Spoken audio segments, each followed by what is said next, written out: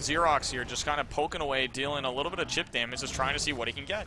And he's just poking away, not overextending, just chilling back. He's just trying to dodge those tongue grabs, which is why you're seeing him use those ledges. As soon as he sees the tongue grab, he drops down the ledge so that he immediately gets pulled forward into the ledge by the tongue grab, which is a really good play, especially against a behemoth. And it looks like he's trying to force a fight over here, you know, try and get himself a dome, hopefully, in this enclosed area where he can really abuse them. Yeah, and they did chip away a good amount of the armor, so they are going to go for it, which means Generic's going to be on the high ground. Daisy, however, is on the low ground, just getting chipped away at her health, so she's going to be in for some hurt. We're looking for a little bit. Does actually have a loop, though, which means that it's going to be rough for them to cut him down, because he's going to be able to sit on these ledges and just camp these hallways. As they're going right through, we see more of this damage coming through. Monkeybot getting punched around on that low ground, trying to survive. Burns his cloak because he just now turned it on. Lava Surge is going to be used to make sure that everyone gets revealed that comes up, and they start taking burn. Generic, however, is going to be able to sit himself on the other side and start shooting the back end of our behemoth, but the rock wall goes up, which means that Xerox is in a corner. However, does it actually open up? It doesn't have an opening there? No, it doesn't. I don't know. Yeah, he's got a good decision, you know, like up there, a good choice. You know, he can pick to evade or he can pick to engage. It's really on his terms. So we're looking at Bob right now, just kind of basically just abusing this pillar. I think it's the first time we're seeing a pillar get abused by a monster against a hunter team this effectively. Yeah, he's making it out of here with very little damage on him. He's going to go armor up, and I think we are going to see a fresh relay fight, you know? No strikes, borderline full health. So we have this, like, we have rock walls being thrown behind him, everything's being done, and it's just weird to see Bob being used this effectively. Maybe this is something that teams have been keeping in their back pocket.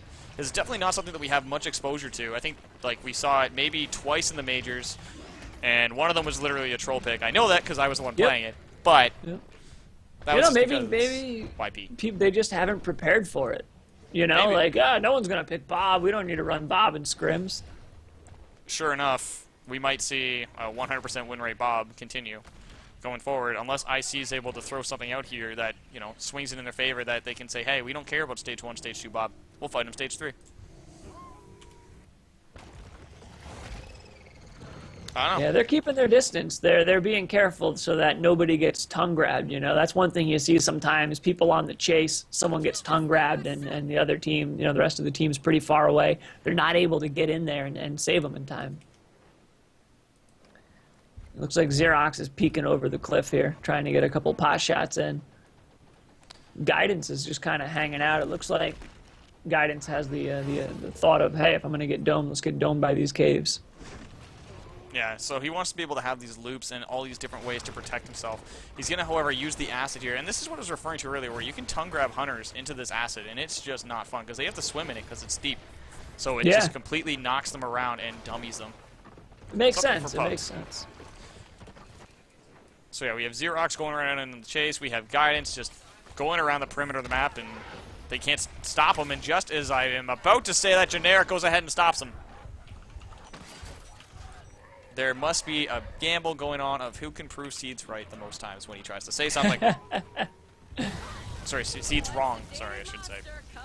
I know what you mean. I know your brain's fried from that last Bob win there. Yeah, it's still I'm recovering. in the same boat. Let me just drink some brain juice going on right now. But we're going in right now. We have Bob, the behemoth, going right in. Fight's going in, Trank's going in, shots coming in for the high ground, Monkeybot coming in with the laser cutter, trying to deal damage, gets blocked though by Striders, has to throw up the rock wall behind him. No idea where that went. As we're going around, here we go, we have Xerox coming in for some damage. Oh, it went behind him, okay. And we have Xerox going in, trying to get something out of it. Does get tongue grabbed though, he gets juggled up a little bit, which means he's not going to be able to deal that much damage. Just tongue grabbing in the face is a good way to stop Parnell from shooting, because he can't shoot. Here comes the orbital though, going to be dropping in on Bob. Doesn't not quite connect though, just barely clipping him. Rockwall going to be going up to stop the Hunter team from going after him, as he is going to try and armor up behind him. Dome comes down, which means he's going to be on the run with a full bar of stasis energy.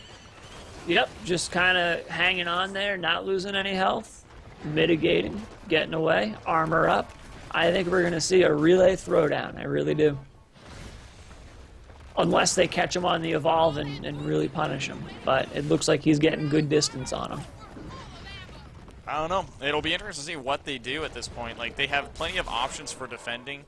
themselves at the stage 3 fight, because they are going to be going against a stage 3 Bob. They got a little bit of health, though, so kudos for them. They made their stage 3 fight a little bit better by getting those chases. So that means that that dome, because they did get some health damage, instantly cash money. Absolutely. You know, everything helps here. Everything helps. Right? So they don't have less health to go through, and Bob's got a lot of it. Oh, yeah. Oh, yeah, you betcha he does. And he has the new hitboxes now, too. Yeah, so he takes a little bit less, a lot less damage now, because they made it so, you know, he's not taking double damage when you shoot him in the back. Yeah, he's got armor plating, essentially. It functions like limb shots now. Although I've heard, and I don't know if this is true, but I've heard that in the back now, if you get between the plates, it counts as a weak spot now. That's actually really cool. That's a next level of layer that could work. And we are actually looking at another dome at stage 2. I think we're at, like, what, 4 domes now, stage 2? Yeah, they've been getting the domes. They've just had a lot of trouble really capitalizing on them because, you know, Bob is one of those monsters that can really dictate the pace of the fight.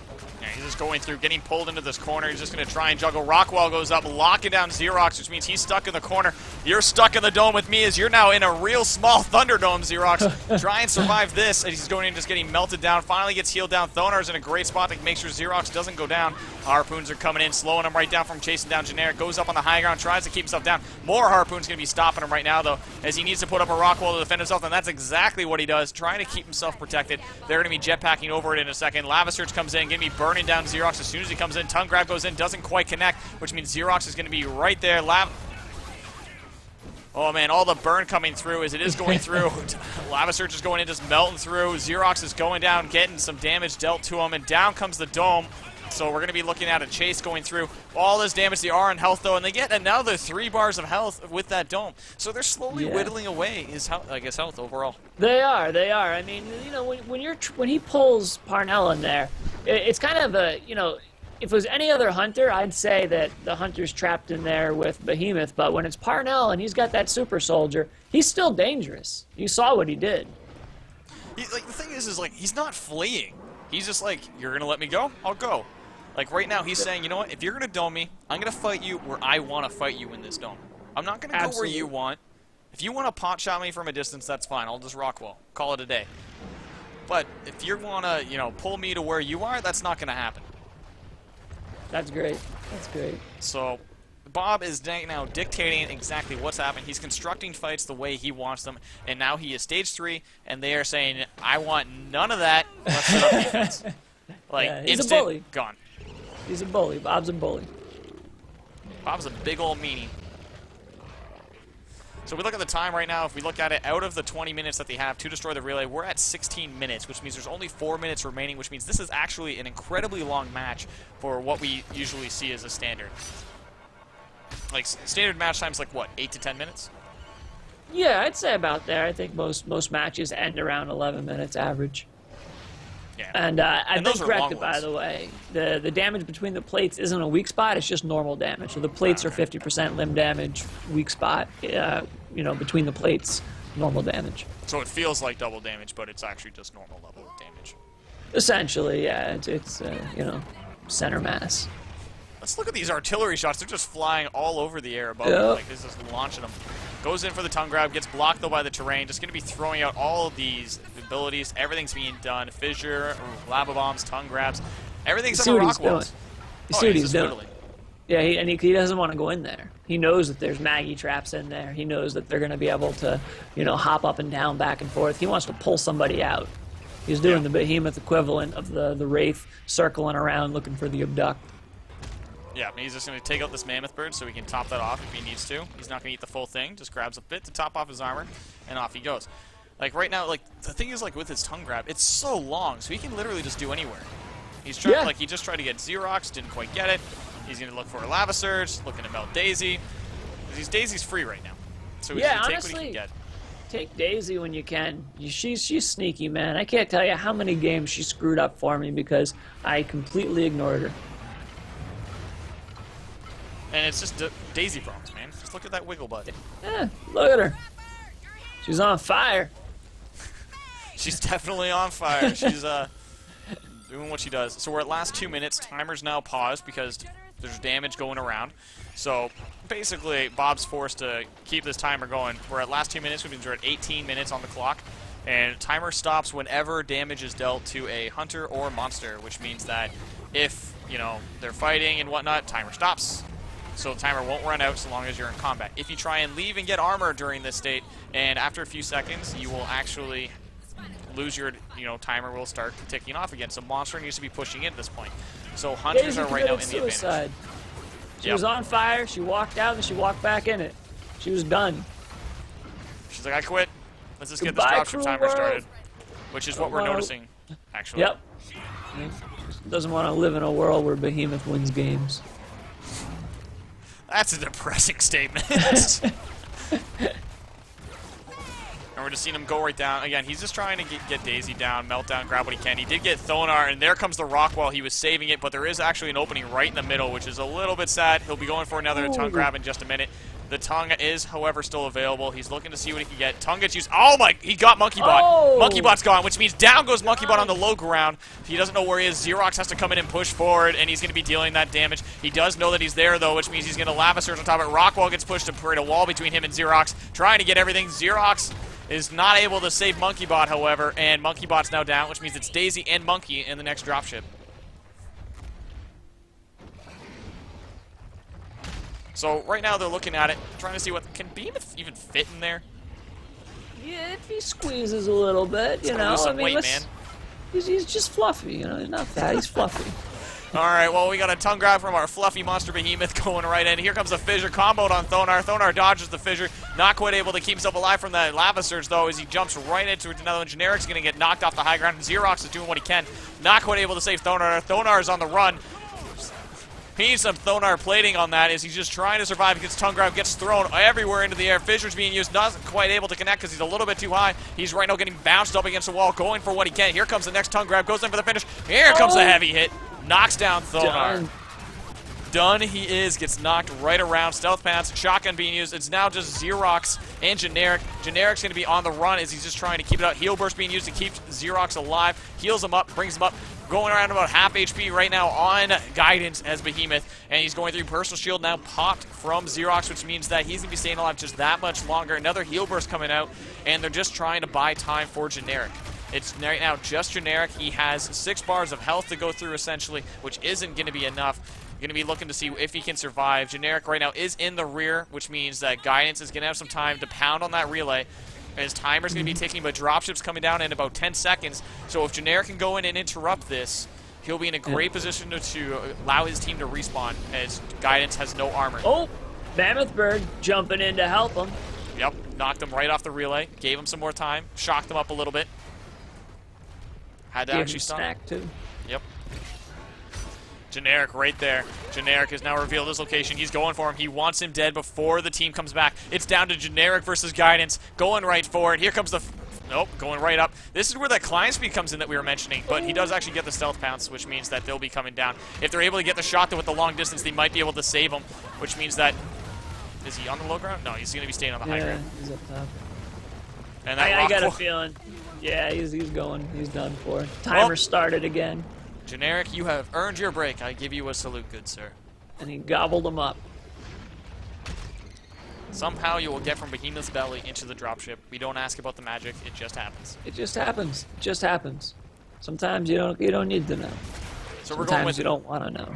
Where Bob right now has 4 strikes on the board. He has 1 on each person. Here comes the Rockwell, going to be separating him away from Val. Going to be dealing lots of damage. Xerox is getting melted. Has to use his personal shield, which again is just going to barely keep him alive. Here we go with a fissure. Tongue grab into the lava surge and going to be looking at it. There's the fissure to be followed up into a stealth pounce. And Xerox is going to be barely staying alive. Support and medic are both doing what they can to get him off. Here comes the orbital barrage. Going to be trying to connect.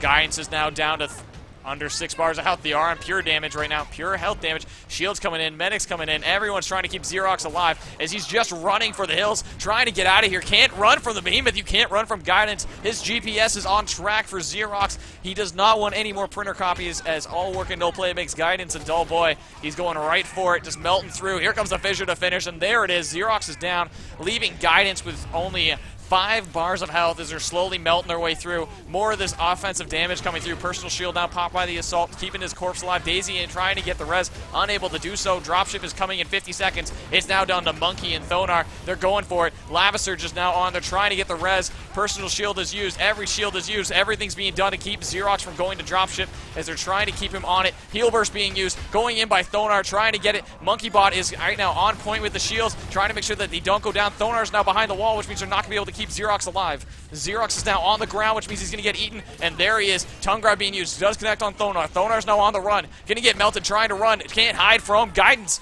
He's down to 3 bars of health. Stealth Pounce being used, which means he's going to be down. Orbital coming in. Connects. 1, 2, 3. Down. He gets all that damage down to 2 bars. Barely surviving. Almost down. Dropship's coming in. I am running out of breath because this is still going on. This needs to end. Who's going to win? Is it Guidance or is it going to be Monkeybot? Is it still going on? We have Heal Burst coming out. Thonar's Dropship's in. We're going for it. He's going for the victory. Lava Surge is used. Monkeybot's getting melted. Thonar's trying to do what he can. He's just trying to do everything. The crazy pandemonium is still happening. Still going on. Down goes Monkeybot. Thonar's on the run. Tries to get rid of the medic. Only one left before this dropship comes in. They are getting ready to land. Heal Burst being used. Everything's being done as they're going for it. Tongue Grab's being done. Everything. Thonar is still alive. Getting melted. Barely dodging. And do we have Thonar down? Just barely missed 2 swipes. Down goes Thonar. Oh my god. Crazy. The dome's dropping. Looks like we got Xerox in here. He only has a little bit of health he has to blast off. Personal shield's up. He's just going to go for it. Try and chop the rest of that health off there. Get him down. He's trapped inside the wall right now. Blasting away. And looks like Guidance is down. And down Phenomenal. goes you Bob. Catch your breath yet? A little bit. Man. Unreal. Unreal. Down goes Bob. Currently 50% win rate. Almost clutching the victory. Just wasn't quite able to get that stage 3 victory. So close. One hell of a fight at the end there. It was, you know, that whole match was like run, you know, some kind of calm domes. And at the end there, it just went nuts. You know, just a brutal slugfest through, you know, a drop. I think we're now seeing why climb speed was used. Because it showed just the power of it. They were able to abuse that, keep themselves alive. And it was the one thing that really just kept them going was that ability to traverse up terrain and keep themselves crazy. Yeah, absolutely, absolutely. He was able to really take care of, you know, the spikes up there were able to take care of Behemoth and make climbing miserable. Oh, man, that game made me all warm inside. Woo! But yeah, so craziness happening. But I see showing that they can take on the best. Yeah, that was some expert play from Guidance there. I mean, those tongue grabs were on point. There were several tongue grabs that he managed to clip in midair, you know, pulling them to him, lava bomb at the feet, blast them back up with the fissure, come in with the heavies, you know, great combos being pulled out. I think that was just, you know, some true mastery of Behemoth as a monster. And it's definitely well played, using the map to his advantage. He knew that he could stay and get those strikes. It's just a little bit of an overcommit right at the end. That's literally all it was. If he got down to the last 2, if he just left and got armor, completely different game. He would have had 4 strikes on the board, 1 for each person. Sorry, 5 strikes. 1 for each person plus Daisy. And just barely, IC was able to just barely clinch the victory there. And that was, you know, it was a tough call, but I agree. I agree. If he had bailed out and armored up, probably would have had that. But sometimes, you know, you get that bloodlust. You're in there, you're beating on him, you see the health down, and it's like, ooh, I want this. I've worked hard for this. I need this, you know? It's tough. Oh, man. It's tough sometimes to peel yourself off of a fight like that. And I just want to point something out right now. In the chat, there's usually instant GGs going around from both teams, especially when something like that happens. Both teams are dead silent. Because everyone's like passed out, man. Carpal tunnel, and tennis elbow, and all kinds of injuries. 1 sec, I think my lungs are about to collapse. Yeah. Oh man, that was a really good match though by both teams. Like, ICU showing their power defensively as they were both like everything was being thrown to try and keep themselves in this game, and they kept themselves in it wonderfully. After being in such a rough spot with being unable to get anything stage 1 and stage 2, stage 3 they showed a lot more cohesion in regards to team fights, but up until that point they weren't able to get it. And the big difference right here, and the key factor that I think we actually haven't mentioned yet, is at the end of stage 2, when he was evolve ready, they got those extra bars of health. That made the difference. That made the difference. If he had those, what was it, 3 bars, 4 bars? Yeah, I think it was like 3 or 4 bars that they were able to chip through. That would have allowed him to have enough health to take down Xerox and to take down, was it Generic was left with Xerox? Yeah. Yeah. And it was just, oh my god, craziness. Oh my goodness, craziness. Hashtag save Jesus still takes effect. Yeah, that was just a slow build, that match, you know. It was a slow build up to an explosive ending. Oh, man. That was a really good game, though, like, on both sides. Like, yeah. A lot of it came down to just the momentum that was trying to be carried forward, and then it came down to just that stage 3 cluster of brawling that was happening. Absolutely, absolutely. And they picked a good spot to fight, I think. They really did. So this is, of course, the round of 8 of the Gentlemen's League, which had qualifiers the 2 previous weeks on Saturdays. Next week we have the semifinals and the finals. So you'll be back next week. Make sure to toss a follow on this channel if you haven't already, because it is a baller channel with lots of content for you. If you want to follow more like Super Bad Juju, he's available too. Where are you available at? If you want to follow me on Twitter, it's just at SuperbadJuju. On Twitch, twitch.tv/SuperbadJuju. We always do an Evolve on Thursdays and Saturdays. I try and sneak a little bit more in sometimes, you know, if I'm really, like for instance, when Gorgon came out, we had like Evolve all week, but guaranteed Tuesdays and Thursdays and Saturdays rather, Evolve streams. And I believe we have a giveaway.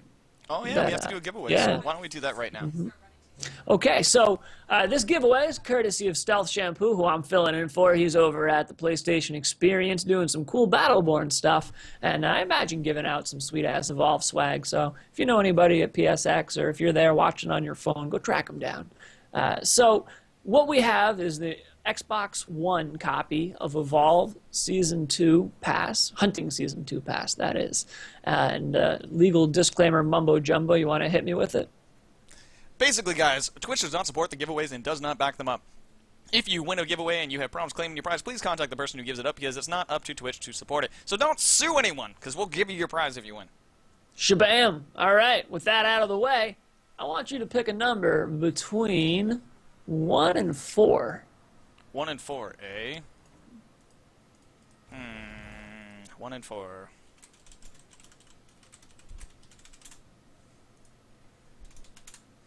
One and 4. We did 2 already. We did 1 already. Let's go with 4.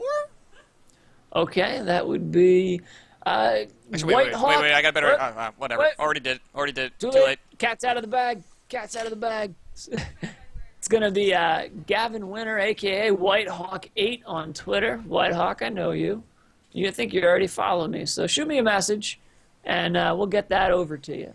Perfect. If anyone's curious, I've been alternating the way that I've been numbering these. You know, like sometimes I do 1 through 4 from the top, sometimes I do 1 through 4 from the bottom. So anyway, hit me up, direct message me on Twitter. I'll direct message you, and we'll get that prize over to you. If there's any issues with it, get in touch with Stealth Shampoo. I know there's some regional problems with like Ireland or something, but I don't think you're in Ireland, so it should be good. So we are going through the bands right now. Let's bring that up for you guys. That way you guys can see what's going on. We are catching up because we just had to do that giveaway. We have a Wraith band followed by a Torvald band, a Parnell pick, Crow band, Maggie pick, and then we have a, of course, Sunny band followed by a Hank pick. And then we have a Rogue Val band and then a Val pick. And then, of course, what's the monster? Do you want to guess? I'll give you a spoiler. It's not Bob. It's not Bob? It's not I'm going to go with Meteor Goliath. Meteor Goliath? Close. Goliath. Aw. You're close. Yeah, you were there. Goliath's in the right family, you know. So, you are on point. And I think right now we're just waiting on players to load. Everyone's just connecting in, so.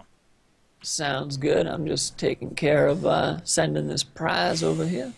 So we have basically the same composition we saw last game, and it was an incredibly close match. They're going to be against, this time they're going to be looking at a Goliath versus the Behemoth pick.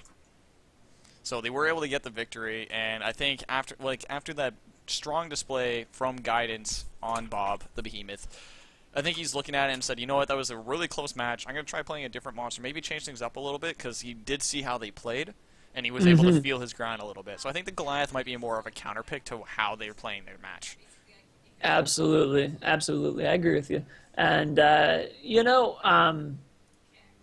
Parnell and Goliath can be interesting because Goliath has that mobility to kind of be like, you're super soldier, and nope, I'm out. But you throw Maggie in the mix, and I think, it makes it a little bit more difficult, and you're going to see a little bit of, good super soldier utilization. Not to mention, when Goliath kind of focuses Parnell, he can unload that shotty into his face pretty hard. And he can deal a large amount of damage, too. Like, he just pumps it right in. He's just like, bam, bam, bam, bam, bam, bam, bam, bam. Goodbye to your face. Absolutely. If this was realism mode, your face would be gone. Gone. So, what do we got for perks? We have, I think the most important thing, actually, is the bog skin. Come on. Oh, man, that's my favorite. Let me rephrase. That's my favorite of the OG skins. Yes. Back when it was it Carnivore, Wendigo, Bog? And Savage. Bog was my jam. Yep, Savage. Yeah, I like Savage, though. Like, Savage is really nice. Yeah, Savage is in the family of the, don't care if you see me skins. Yeah, true. It is kind of bright and red. But anyway, as you requested, we have a 1 point leap, 1 point fire breath, and 1 point charge being our choice of abilities. And if we look at perks, we have damage output, which is just because of Hank, because it's the Hank Melter build. We have jetpack recharge on Parnell because he wants to be able to block, and capacity on both Thonar and Hank, aka Monkeybot, and we have move speed on Generic, which is just because he wants to be able to get in position for the domes. And on Daisy, we have Daisy Butt. Yeah, I was about to say, Daisy didn't pick a perk. I guess she didn't lock in time. Well, I guess she just doesn't care. It's Daisy, man. She just was like, hey, you know what? I don't need a perk. Whatever. Get on my level, bro.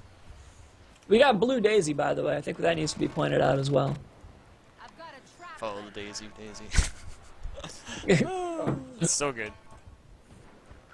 So we have almost a full evolve meter Goliath. The Guidance is coming right on through, going right over Xerox, and he's just going to try and go past him.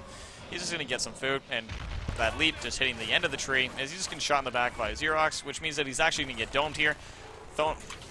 Generic was right in position in order to make sure he got this dome, so overall we're looking at it. Do you think he's going to get through the armor on this dome, or...?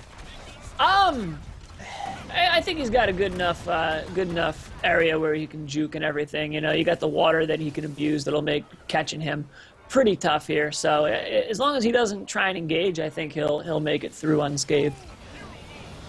So we're looking at a large amount of damage, mitigation. I don't know, they might be able to get it if they're able to just chop right through. Depends on how things get played down with the harpoons. If the harpoons are able to lock him down when he tries to just zoom around the edges here, as he's this is a good little V that he has here. This harpoons are going to be here to leap, stop him from leaping. You see that? He knew that harpoon was there. He actually started attacking before the harpoon even hit. It's very nicely played. Yeah, that was great. He broke it in the jump. So Daisy actually body blocking him there for a second. Oh, Mammoth Bird pitching in, taking a little piece off of him. Hank's chasing him, shooting him, getting a little bit of laser cutter chip damage, but looking like we're not going to get any health damage on that one. And it was shocking to see that we didn't get any health damage. Cringeworthy puns brought to you only by this stream. You're welcome. Going in, though, we have an almost full evolve meter. Once he has that, he will go, and he will leap, and he will evolve, because that is what monsters do. They just build up their evolve meter, and then they evolve, because they are like Honey Badger. Where are you thinking? You going to evolve back here in the scrapyard, or go across for the cave? I think you just evolve right now. You think Hank's going to evolve someplace with a roof.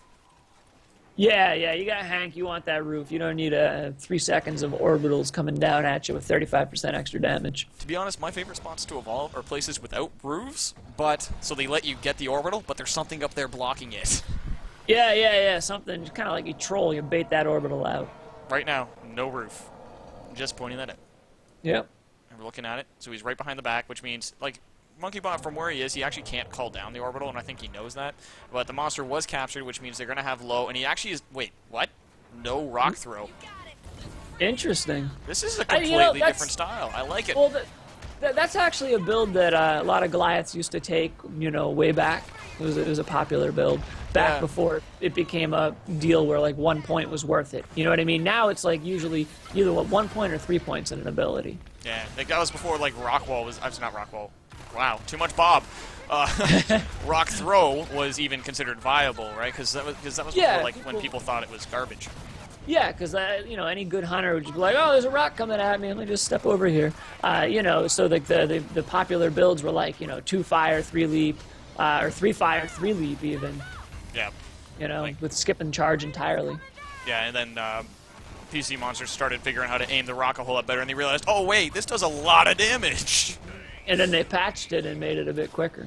Yep. Which means, oh look, it's easier to land this now. And suddenly rock throw was never forgotten ever again and then until now. And then there's the combos, you know, when you do a rock throw immediately out of a leap smash, you know, you actually get a bit quicker on the pickup. Yeah. So it's one of those interesting little combos that you can do to help build things up. You see that? I feel like he tried to stop his path with an orbital back there. Yep.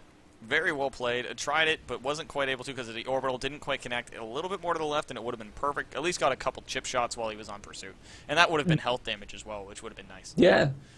Sometimes it's worth it to go for that YOLO orbital. So, who knows? We're looking at this right now, and they're just getting more of this chip damage in, but he does have armor, so everything at this point is just, you know, armor at this point, so... It's always a tough call when you're on a chase like this, you know, do you keep chipping or do you stop so that you're not making the monster generate stamina? It just depends on your distance. Like, Xerox is shooting these at, like, 90 plus, and you have to be, I think it's 70, isn't it? Correct, yeah, you gotta be within certain, I think it is 70, yep. And it's also, they nerfed it, it's not as bad as it used to be. The monster doesn't get, like, you know, turbocharged. Yeah, turbo stamina because you shot him at 70 meters distance while you were Yeah. chasing. So, Yeah. it, like, I don't know, it's one of those things, like, if you're beyond that distance, then I guess you might as well fire the rocket, but it comes down to, do you know your measurement of how close you are? Sure, exactly, you know, throw that ping out there, gauge it. We've just seen him get on the chase right now, trying to see what he can get, and definitely giving him stamina in that case, since we were just referring to it. Here comes the leap, trying to get some more distance. Generic, though, is definitely not on that side of the map. They were expecting him to loop towards the the west side, because he was hugging this side. They were expecting him to leap this way and down, but instead he actually just went right through them, because he was able to smell. Back. Yeah, exactly. You know, sometimes you can tell when you're being flushed. You know, you're like, all right, assault's here. I should probably, like, any given time, if you don't know where the trapper is, the safe bet, if you want to try and juke back through him, is go through assault. You know what my favorite perk would be if it existed? What? Smell range. Right? Like, whoever, you know, would use something like that. No, like you know, because it's a buff, right? So, like, being able to just get that smell... Oh, my God. Oh, wait. There What? is a What? smell What? range perk. No, like, in the... Is there? Yeah. I thought you were kidding. No, yeah, No. there is a smell range perk. Wow, no one, I'm blind. No one takes... I need to That's start how much picking people use it. I need to That's how start much picking people it then. use it. But Guidance just snuck right past him.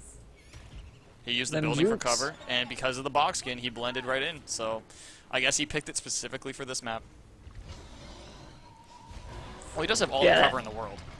Yeah, yeah. This map is really fun as Kraken because you can kind of get all up in the trees and everything. Run the box skin and just blend in. I am Yeah. one with the forest. Gorgon on this map I've been having a blast with. All those trees. Or skip getting all through- these little ledges and stuff you can attach to, Yep. and they can't see you. Wow, okay. Looks like- Generic, what range are you? You're at 140 meters with an SMG. How are you Yeah. hitting that? Generic, I don't even know. I'm surprised Generic's not staying on him like he usually does. I'm telling you, usually Generic is on point with the chase. They got juked pretty hard at the building because he got right past them. Yeah, it really threw him off, it seems. So he was able to gain a large amount of distance. Xerox, however, is in a great spot to spot him as soon as he tries to cut past. And here we go. There comes the shots. Pings are coming out. Everything's being thrown. And it looks Maybe like he's look- going to get right down the river. And he's just outside dome distance right now. He's sitting at about 70 to 80, and he's gone now. So Guidance is looking to get as far away as possible. He knew he didn't have the distance on the north side, so he's going to be going directly south.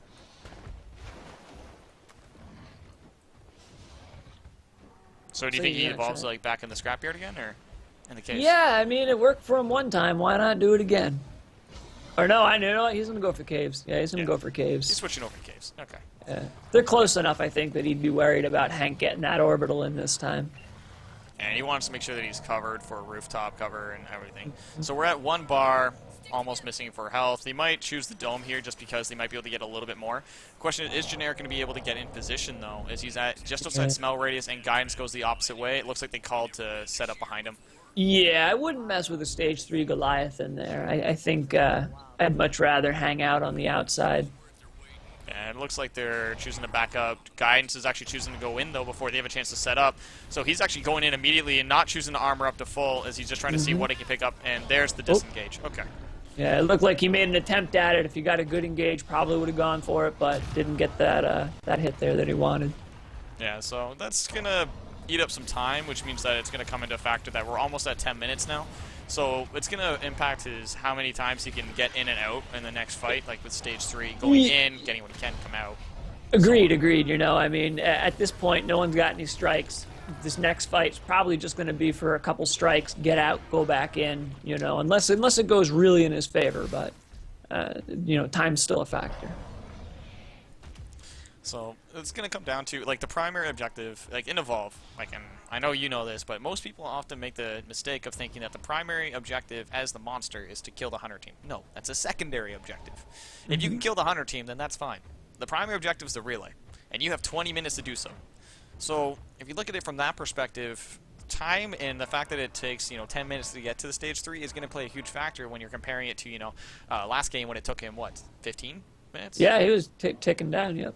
So when he got to that stage, you know, 3 instance where he had to fight, he didn't have, like, he had 2 minutes to go get armor and disengage at that last bit, which played a huge factor on his decision-making, as we just had him launch across with a second traversal there. Going in on Monkey Bot, leap smash coming in, having to burn the cloak right early at the start of the fight, and he's going to actually disengage immediately because he knows he has the cloak, which means that he'll be able to focus down Monkey Bot much better once the cloak's on cooldown. Question is he going to be able to eat up and get back in there quick enough? I think he will be. Well, he did just get Mammoth Bird shock, so that's going to delay it even more. So I think Monkey Bot's going to be off cooldown unless he goes in right now, which he is. Yep, he's going for it.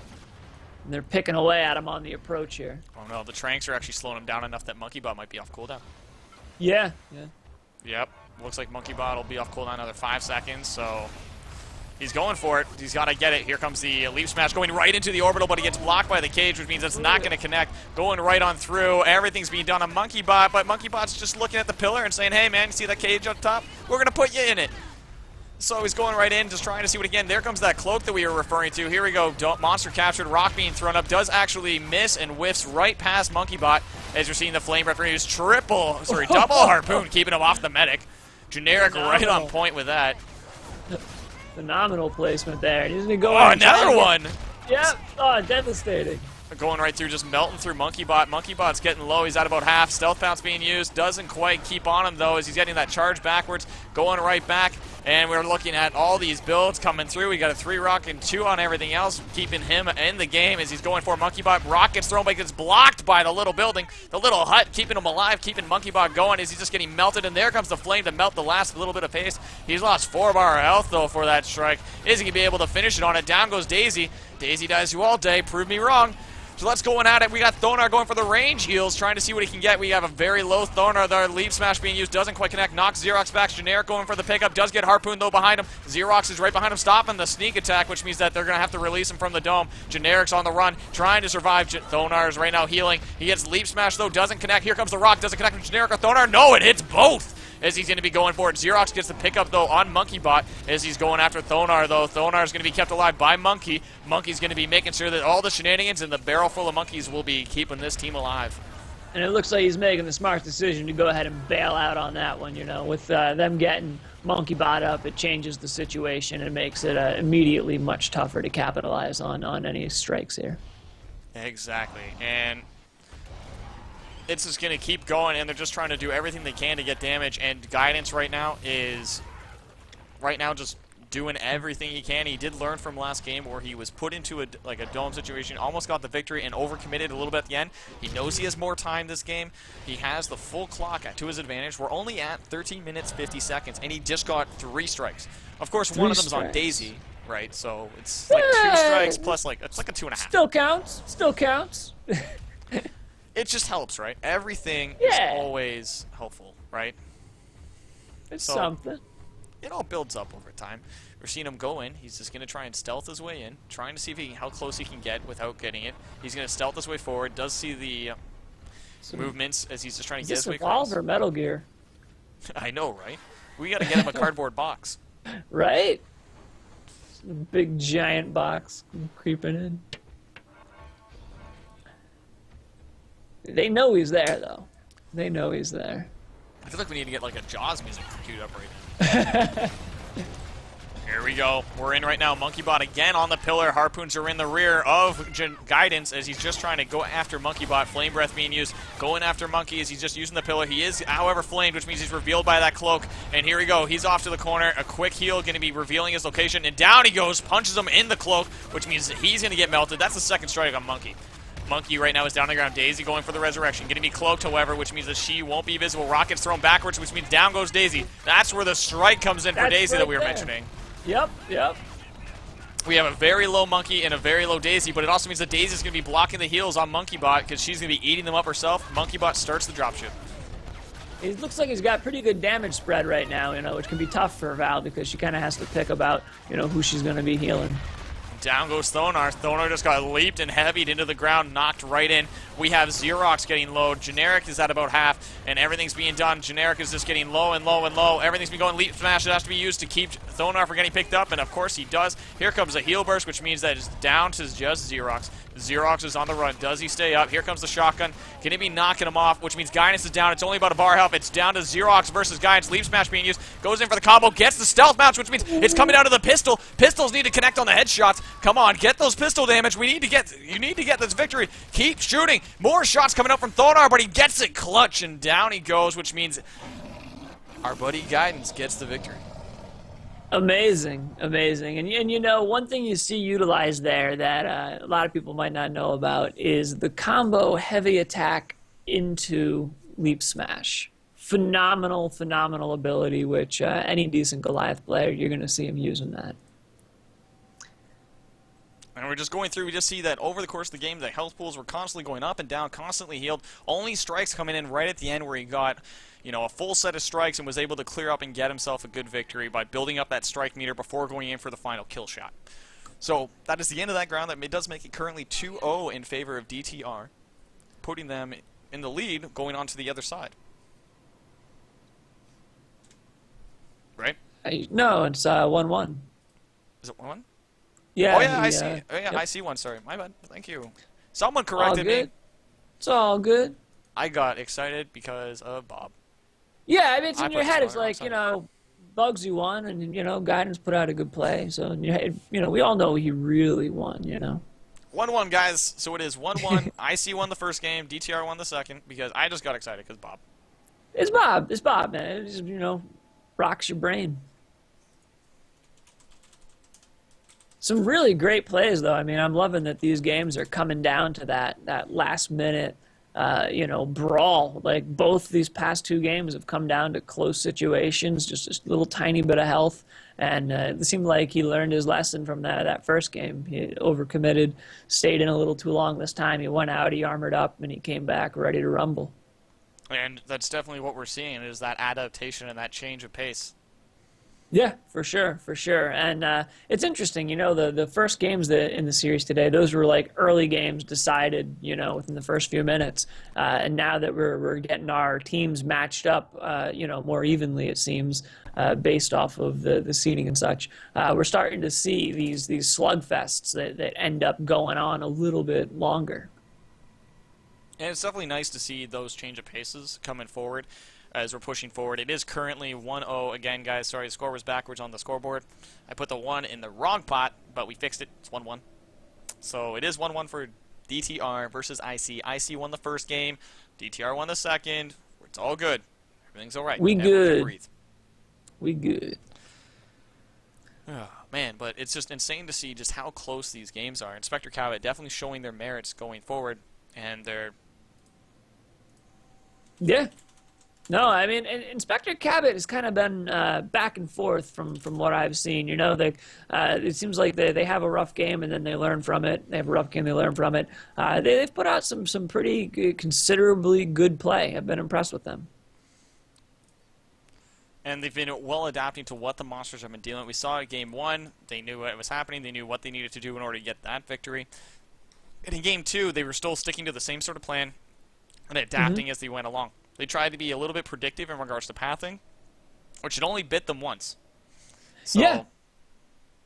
Yeah. It's good I think Guidance had some phenomenal jukes back there, though. You know, those were just they're just amazing. You know, doubling back through them, sneaking around the building at that one point.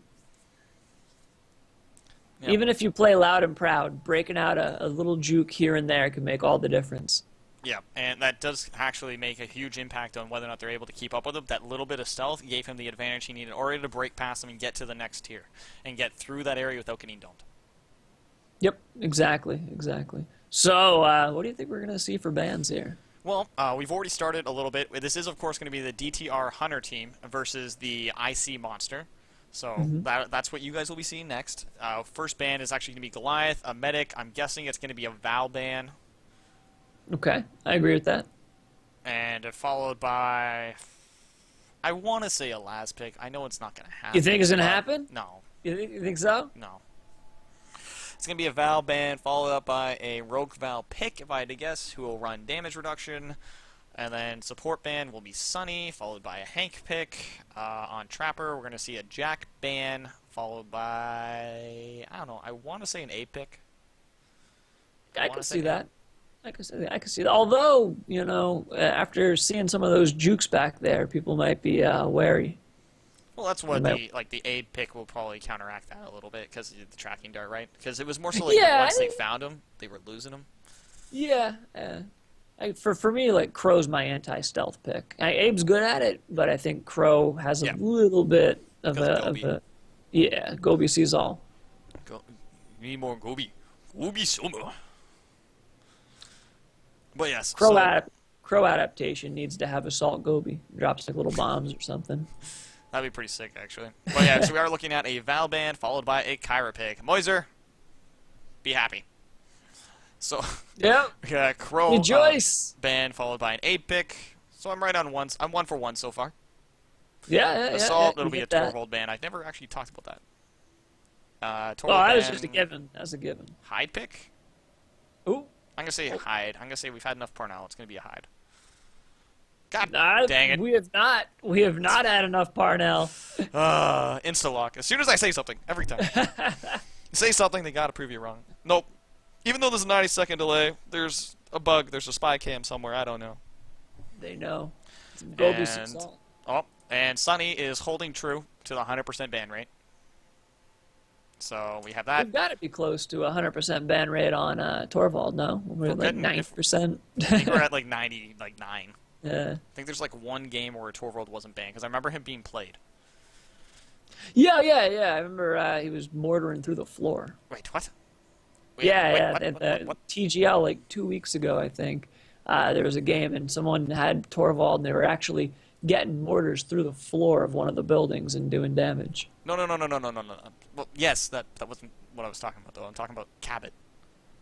Cabot. What are you talking about? Cabot. Oh. What? Well, that's interesting. Yeah, that was a really good play, though, by Torvald, though, as well. The shooting through the floor. Yeah. I could see a Cabot pick with a Val. I think it's interesting they're running it with Kyra. It's definitely, like, I don't know. I mean, how I feel about this. Kyra, you have the speed, which, you know, is a little bit extra protection, but I always feel like Kyra needs protecting a bit more than Val does right now. I honestly don't know how I feel about this right now. We have Kyra, Cabot, Abe. It's a damage comp, kind of. It's Parnell, Abe, the two theoretically highest burst damage people, right? Mm-hmm. Plus Cabot, which makes sense, and then there's the medic pick, which is I would expect a Rogue Val. That would be that, but I guess they just want that extra bit of healing because they don't want to rely purely on their offense to scare away the monster. Mm-hmm. I can understand that. I don't know. Yeah, I mean, It's we'll definitely see. interesting to see that difference. So I don't know. Yeah, it's not a common pick, not a common comp you see. And it definitely has its place because the accelerate will help with the early game aggression. Because you're not doing it for the flame grenades. Because let's just throw that out the window. You're not doing it for the flame grenades. You're doing it 45 direct damage.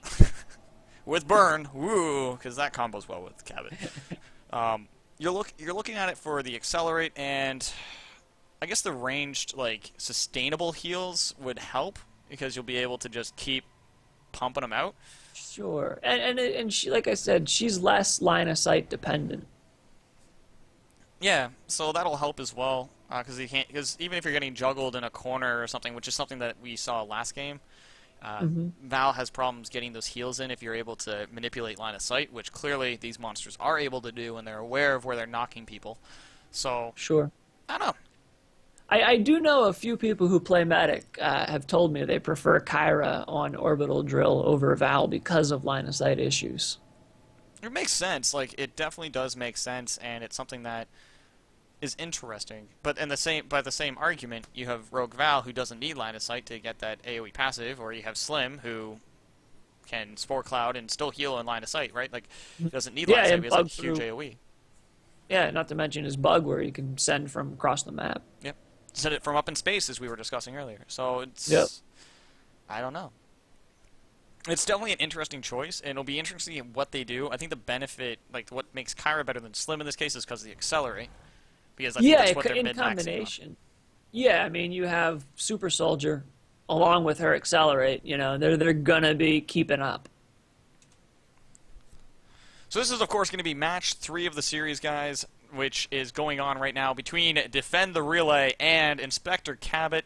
Going into the next match, we have Meteor Goliath, Abe, Parnell, Cabot, Kyra, a setup that hasn't been done yet on both sides. Actually, no, we've seen Meteor Goliath a couple times, but we haven't seen this composition, and I don't think I've seen this one in a competitive scene in either a very, very long time or ever, I want to say. I'm with you there. It's definitely strange, and I give them kudos for... and in the comp scene, almost every time you see a Cabot, you see a Val. So it's just strange to see, and it's something that's definitely worth time and spending it on it. And for listening in the chat, I just want to give you guys a quick shout-out saying, hey, guys, we appreciate your time and checking us out here at the Gentleman's League at twitch.tv/the League. Make sure to give TRS some love for making such a great game, because we really love this game. That's why we're all here to spectate, love this game, play it, and enjoy it. As we're looking at this, we have ourselves the top tier of what is available in competitive Evolve being played right in front of you based off of your donations and what you guys made possible. So thanks to you guys for making the game over at TRS, and thank you, the community, for making this tournament possible with your donations, getting us up to $1,800, making sure that these teams are competing for such a great prize pool so that we can help support these teams and these players. Absolutely, absolutely, and I look forward to doing season 2 of the TGL. This is season 2. Season 3, rather. There you go. Yes. Yep. You're already doing season 2. Come on. I'm blaming the Bob win. The Bob win? The Bob Yeah. win. Well, Yep. Bugsy. See, we're shot, man. You don't know about the smell bonus. I don't know about what season we're on. We're done, man. It's over. Yeah, we're done. Everything's broken. Minds are melted. Screw melting faces. Bugsy's melting brains with Bob. Melting brains. So we are looking at Fresh, who did go right through the nice little, I don't know, we gotta think of a name for this. There's the Zero Raceway right in here. What do you think of a name for this? I don't know, we'll think of something.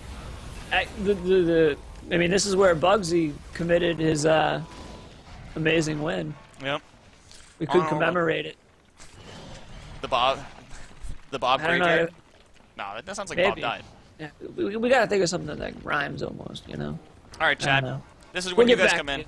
Think of something. Hit us. Put it in the chat. Give us names. Tweet And it. tweet it at us. And yeah, so we have a 1 point leap, 1 point fire breath, 1 point charge. Pretty standard. And we have movement speed being chosen by Meteor Goliath. Makes entirely sense. And then we have Quick Switch on Parnell, which I guess is going along the same lines of what we saw earlier, which is, of course, being played by Insane 521. We have Reload Speed by Lord Death, which, again, makes sense because Reload Speed on Kyra. Reload on Kaiser Tim, because Kaiser Tim just wants to be able to shoot that bloody railgun as much as he can. To quote Shampoo, Kaiser Tim is the best railgun I've ever seen. Sorry, Cabot gameplay I've ever seen is what he said, right? But yeah, so Kaiser Tim... He's using it. He's using it right now. He's already on Stopping him from eating. And of course we have Jetpack from the Gentleman Squirrel, a.k.a. Maniac Squirrel, a.k.a. he does whatever he wants Squirrel. And we see stealth gameplay already coming into effect. Yeah. Going right through, gets right past him, waits for him to overstep on the one side, and then bam. Accelerate coming through from Lord Death, going to be forcing everyone to kind of recuperate and get that distance. Gentleman Squirrel is already trying to get into position. He's going to get one boost. Actually burned a little bit of jetpack, so he's not going to have full. So instead of burning the rest of it, he's actually just going to wait for it. And that way he has the full jetpack. There's one. He's getting right out in front of him, too. Two. Looks like that accelerator paid off.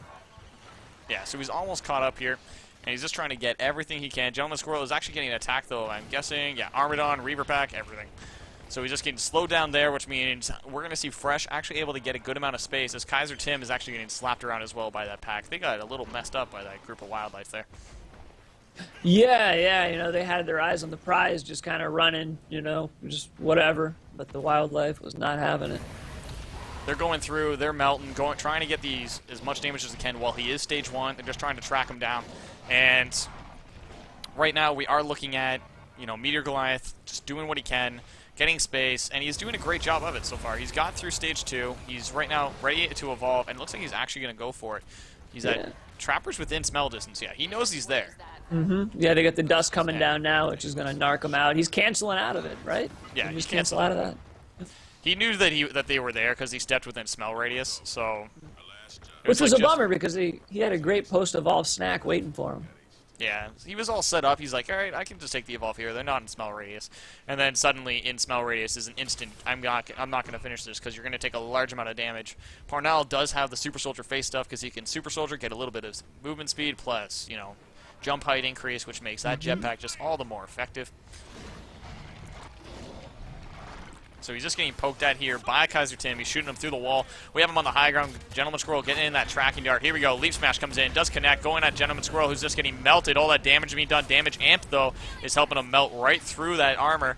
It is Insane right now. Is in the back, locking down that corner as he's not going to be able to do anything about it. Damage Amp being used. We're at about half on the armor. It's getting built up. This is a stage 1 Goliath. Unable to run. Unable to hide as he's just getting melted down by Defend the Relay. And they're going through. Stasis grenades are being used. Everything's being thrown at Abe, and he's just doing everything he can. He says, nope, I don't want that corner anymore. You guys have decided, hey, if you want to take that corner, that's fine. You can have it. I'm just going to go over here, and oh my goodness, the flame grenade's coming in from Kyra, actually playing a factor in stopping him from eating. Yeah, absolutely. That's like probably their number one use, clearing wildlife and stopping monsters from getting snacks there. So they did finally break through armor, which means that they're actually going to do a little bit of health damage to get through 1 bar of health, and off he goes. He's going to try and get through and get some distance, trying to avoid all the mammoth birds that are there, because there's so many. Everywhere he turns, there's one waiting for him. Did someone turn on aggressive wildlife? Oh! Whoa! That's a freebie. Look at them all, man. They got a freebie right there. You got a little bit of a shock factor, which means it's an extra bit. It's finished off that bar and did a little bit of damage, so why not take the freebie? Looks like he's going to go for the evolve here now that he's got a little bit of space. Dome's still on cooldown. Should be able to get out of this. Looks like they're boosting up. Super Soldier coming in. They should be able to get in there and take a couple shots at him, but I got a feeling they're not going to be able to capitalize on this too much. And we look at this team, and Fresh is doing such a great job at getting as much distance as possible. He's not getting blocked by terrain. He did get shocked, though, but again, that's not impacting his mobility. He's just like, okay, I'm just going to go, and I'm just going to fly. And he's just going in, trying to see what he can get. He tries to fight. Here comes the flame, going to be going at it. Goes straight on the Gentleman Squirrel. He gets knocked around a little bit. Here comes the leap. Goes on Gentleman Squirrel, trying to get a finish, and he gets knocked around, picked up. Terrain's going to block that rock, however. He's going to leap himself up from Fresh. Fresh is looking to come down and flame on 3. Melting everyone. Damage amp being used. Going to try and get through this armor. Here comes the flame. Here comes the rock. Here comes the leap. Everything being done, and drops the bomb on Gentleman Squirrel, which means that down he goes, as they're going to have to try and get him up quickly so they can continue the pursuit, as Kyra right now is looking to grab him. Up he goes in. Yeah, it was a good hit and run there, you know, just take your strike, get out. Yep, and they barely got a little... Actually, they didn't get any health damage on that one. Oh, unless that mammoth bird's going to change that. Oh, yeah, he tried to get a little bit more out of it, but he did still have armor, so it's not any health damage that's going to be dealt to him at this point. Hey, never underestimate the mammoth birds. So, we're looking at this. All the damage is coming out. We have Kaiser Tim just doing pot shots for days. Insane's shooting him in the back with the rockets, thanks to the Skibbity-bop! Skibbity-bop, bop, boop! Scatman! I'm a Scatman! He's looking pretty good, though. I mean, he's getting himself out of, you know, distance from them. One thing about Meteor Goliath, he just... If he doesn't want to be there, he's gone. He covers so much distance. I think he's going to probably just try and go right through him there, but it looks like Dome is ready. And he's be going in and trying to see what he can get. We're going for it. Here comes the charge, going for it. Does actually melt it, which means that more of the Flame Breath being used. Kyra is on the run. Lord Death is trying to be Lord Life as he's just trying to keep himself up. Rock being thrown, toss it over, and Gentleman Squirrel was the gentleman and dodged it a little bit to the left and put his cane out to dodge it. Top Hat was then bowed. So he's going at it. We're going after Lord Death. Lord Death is now at half, just trying to heal up as much as possible using the ring around the Rosie tactic. They are almost through all the armor. That's a second rock that goes right past the overtop. Goes right past everything in the middle. Mammoth Bird is now down. Doesn't get a chance to shock him. And here we go. Flame is down. Armor's down. Everything's being used. Kaiser Tim eats that rock to the face. And he's just trying to deal damage, just instantly reloading. Cloak is now burned. He's just trying to get healed to keep himself alive. And they're just ringing around the Rosie here, just trying to keep it going. Kaiser Tim just getting juggled, and down goes Kaiser, which means that he's going to be on the ground. However, Fresh is at about half on his health pool, so he's just going to try and live at this point. They need to keep up Kaiser Tim and stop him from going to dropship. If Kaiser Tim goes to dropship, there goes the majority of their damage, because that damage amp will be gone. Leap Smash is used to finish up Kaiser Tim, which means he's gone. He's down to 3 bars of health, and he's ready to evolve. Yeah, it looked like he decided just to overcommit for a little bit there, take him out of the equation, give himself some breathing room so he can go for that stage 3. And that's going to be a big factor, because like right now, if he gets stage 3, he can turn on him and fight, because he doesn't need the armor. I mean, sorry, he doesn't need that extra armor at this point, because he's going to be evolving. He's going to lose it all anyway. Yeah, it's a gamble. It's worth it, you know. And then that... Oh! Hello, like Armadon. Armadon was not happy about that, but yeah, no, it's one. If you can take them out of the fight completely, sometimes it's worth it, especially if you're able to evolve right after and go back and capitalize on that before they have their person back. And especially because, you know, in this case, it's going to leave Kyra all alone, not, you know, no cloaks to help her. So the question is, where do they set up? They're going to be looking at a Stage 3 Goliath with 2 Rock, 3 Leap, 3 Fire Breath, 1 Charge, which is actually a different build than what we're seeing normally. We're seeing different builds all around the board right now. Yeah, seeing people experimenting with Goliath a lot more. Which is weird that we're seeing these different builds come out. You think they would have had that fixated after, you know, the game being out for 8 to 10 months, whatever the day is. Yeah, it seems like every patch kind of shakes up some of the builds, which I like. You know, it keeps things fresh. And it's weird. It looks like are they going to try and set up at the rear instead of up front? Looks like it. That's interesting. So I don't know. I guess they like the open terrain back here because they have, let's see, they have a high point here. They have the low points down here where they can put someone. For instance, there's like a spot. It's like right. I don't know. There used to be like a little rock. It's definitely got its perks, but what? You know, I mean, you can put out flames in the muck there. There's, you know, a lot of space to jump back and forth. But you run the risk of getting smacked out into that water. It's also very painful water. Mm-hmm. So dropship's coming in. Timer on it is 4 seconds. So yeah, he's going to be back in. They're going to be trying to get it, which means anyone that goes down right now is going to be the next one, not in this dropship, and they don't have shields.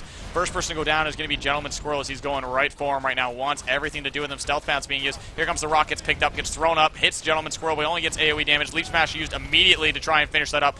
Here we go. Gentleman Squirrel's down, which means he's going to be in the next dropship. Charge being used. Going after Lord Death. Wants to get that down. Stealth Pounce is used. Rocks picked up. Tossed over. There's 2 downs. That's the 2 of them right there. It's only Insane left right now as he's trying to get the Stealth Pounce, which means if he gets this, it'll be just Kaiser Tim versus Fresh. As Fresh is coming out tasty with some snacks. Kaiser Tim going for the pickup. Who does he go after? Throws the rock up. Didn't see him land because Kaiser Tim immediately threw the cloak, which means Lord Death is up. Who is up next? Play there. Oh my god, Kaiser Tim. Kaiser Tim. Cabot gameplay coming through, living up to the legend. Gets 1 res, 2 res, 3 res, finishes it up. I quit. Kaiser Tim, you're breaking game. These reses, unreal, coming all the way through. Rock goes through and hits Gentleman Squirrel right in the face. He just eats it. like He a doesn't true quite- gentleman. Doesn't quite have the health to camp that right now either. I don't know. It's getting close. If he can finish it, there's only dropship left. He's going to put rocks in the face, which means he can't damage him. He needs to get him off him. Is he able to get him down? Down goes... No, Insane's alive! Insane's alive! Oh, there he goes, the burn. The Residual burn. just barely finishing it. It's down to Kaiser Tim versus the Rock. Dodges the Rock. It's now Kaiser Tim getting melted on the low ground, trying to see what he can get. Here comes down, and the residual burn finishing up not only Insane 5-1, but also Kaiser Tim giving Fresh the victory with some fresh heat to bring the fire. And through the fire and the flames, no one lived, and everyone died. That residual burn really came into play there. And he just got melted right at the end. That decision to stay and finish the fight and go into them right when the support was dropping in, it came down to Kaiser Tim getting that res, but it just wasn't enough. Got some clutch plays right there. Absolutely. He got the whole team up pretty much, you know. He managed to get in there, and it was kind of funny watching him throw the rock up. Like, all right, he's got to be around here somewhere dropping down. So it does make the score, just for you guys at home, because you guys gave me a hard time about it. We're going to show you. It's 2-1 for Inspector Cabot. It says on the scoreboard, all's good in the hood, yo. All's good in the hood. But, oh man, we're so far, like, we're seeing TGL. And we're seeing epic gameplays from epic teams. Fresh, showing what he's got. Absolutely. Oh, man. Just phenomenal. Phenomenal. There's no word to say other than extremely well done. Yeah. Showing us some fresh strats that have definitely worked out and have been... And it's not like, you know, DTR made it easy on him either. They were utilizing so many, like, pillars and running around rocks, running around buildings, you know, making his life really difficult. It wasn't a cakewalk for him by any means. Oh, no, definitely not. And Kaiser Tim showing everything that's possible, and he's doing what he can to make sure that everything's being dealt forward, and it's just constant pain that's dealt on both sides. And overall, like we've seen these matches between on both sides, like doesn't matter, like flip the table right now, because both games, like sorry, every game so far pretty much, it's come down to just a sliver of health. Yeah, it's been just phenomenal. And, you know, I've noticed that happens more often since the last patch. I feel like some of the changes in the last patch have really facilitated these close games that we're seeing. Like, a lot, like, if you look at the forums, you look at things, a lot of people are complaining because they feel it's too bursty. And it feels like, it's like, no, it just means that if you overcommit, you're being punished. Absolutely. You need, like, as a monster, the old idea of you just being able to get stage 3, and if you get stage 3, you win. That's not the thing anymore. You have to get stage 3, and then you have to earn your stripes. You have to earn your strikes against them. Absolutely. You know, it's not about racing to 3 to become a hulking beast. It's about consistently engaging, trying to get those strikes as you're going along there. So just to help you guys at home, if you guys are having problems playing Monster in the rank ladder or even in quick play, something you might want to try is just going for those 1-2 strikes, getting those where you can, and using the terrain to your advantage. One thing you'll notice in these matches is that these teams are using the terrain, splitting up the hunters, and making sure that they're able to re-engage when they want. So that way they're able to get these strikes if they can get them. So, we are going into the bans right now, so let's bring that up for you guys so you guys can see what's up. We have OG, aka Original Goliath, being banned. Sonny was the next ban, followed up by Hank Pick. Alright, and we're looking at Val Ban, who's batting, what, 800? Yeah, that's 100% Valban. Yeah. Rip. So. Oh wait, no, there was one rogue Valban. There was one. So batting 900. My bad. Yeah. Baseball analogies. Yes.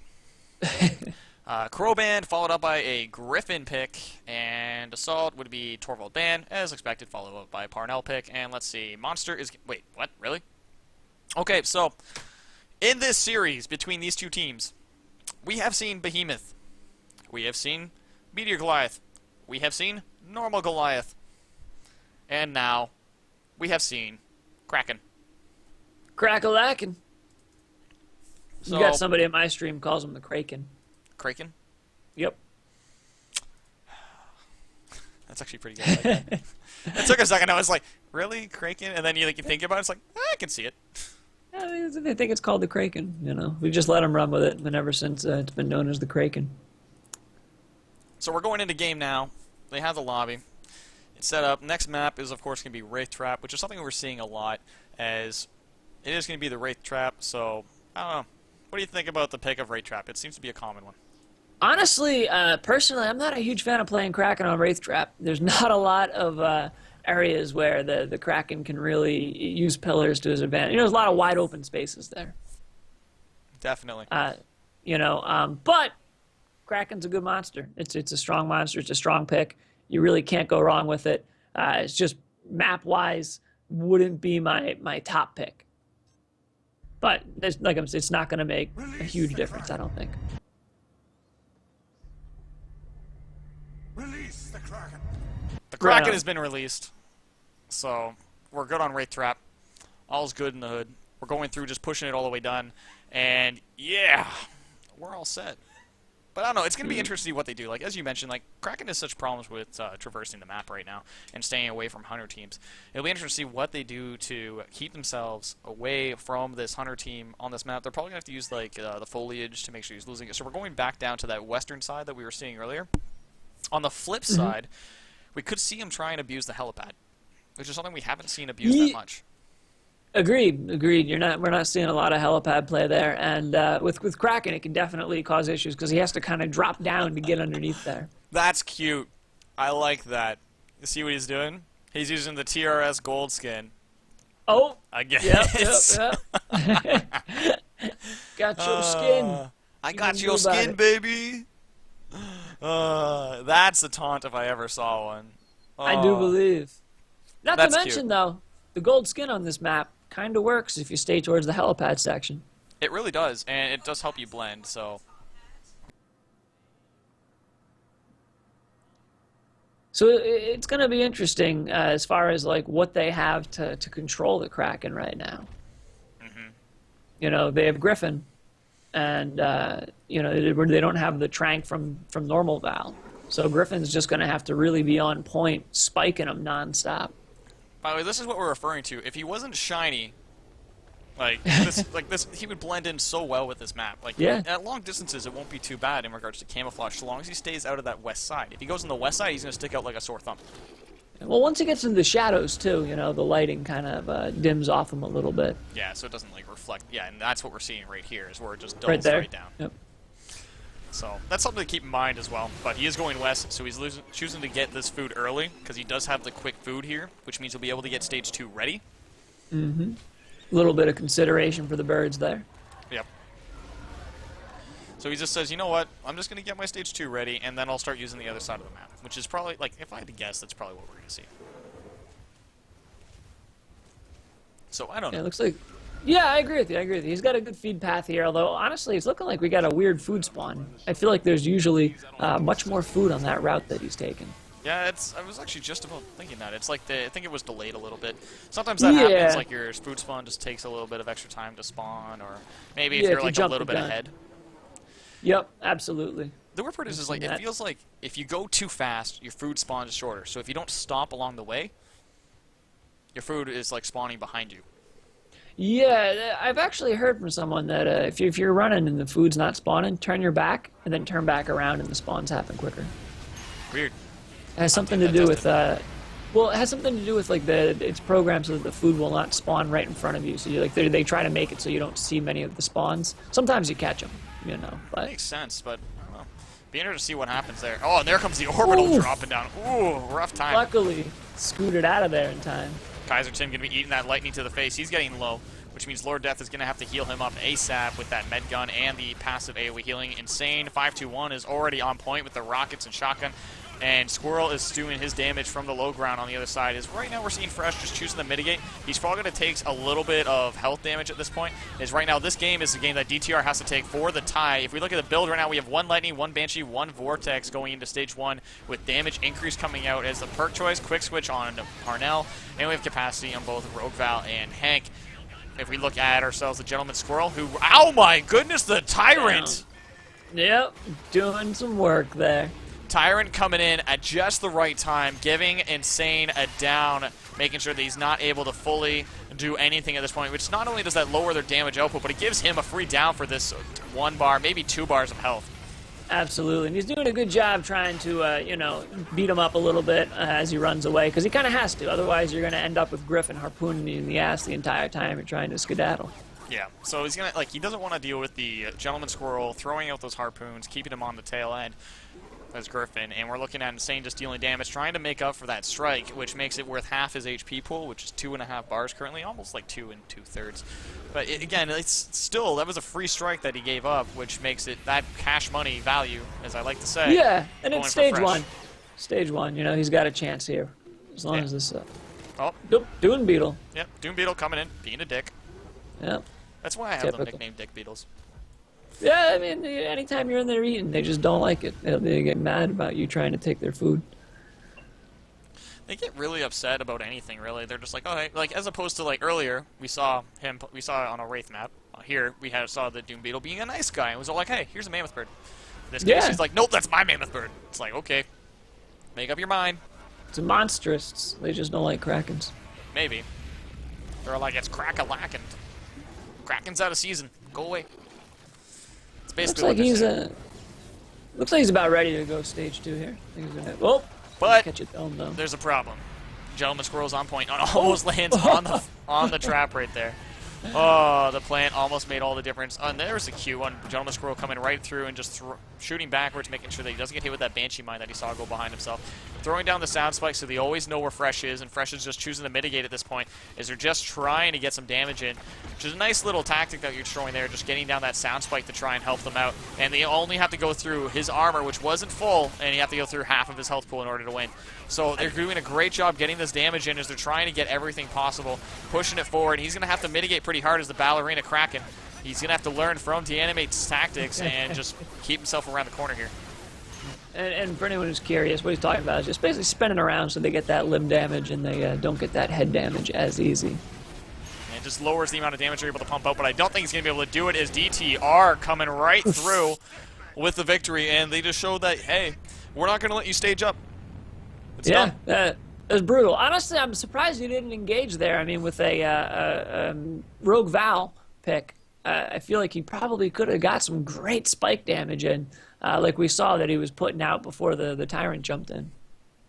So it does make the current score a 2-2, which puts it into a tiebreaker. Right? So we're in a tiebreaker scenario. So why don't you break down the rules for me? Do you remember the rules for the tiebreaker scenario? Actually, I do not know. All right, well, let's get the full FAQ available so that we can make sure we read this to you guys correctly.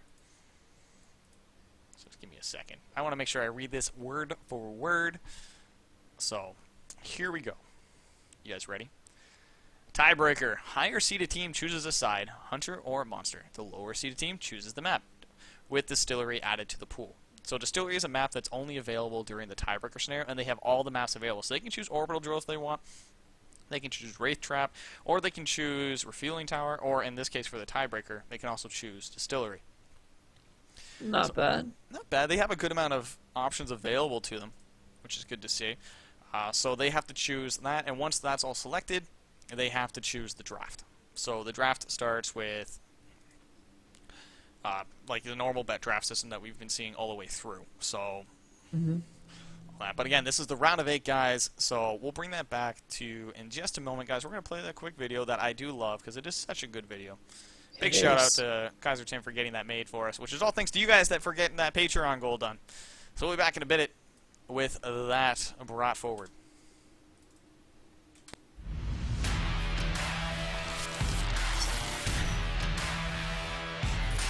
He's getting so low. Here comes the last bit of shield. Heavy comes in and finishes up Hanks. Oh no, oh no, oh no, is the Orbital gonna finish it? Oh, the damage coming in. Great rock throw right there, eats it right to the face. Here comes the Orbital, gonna be connecting on one blast.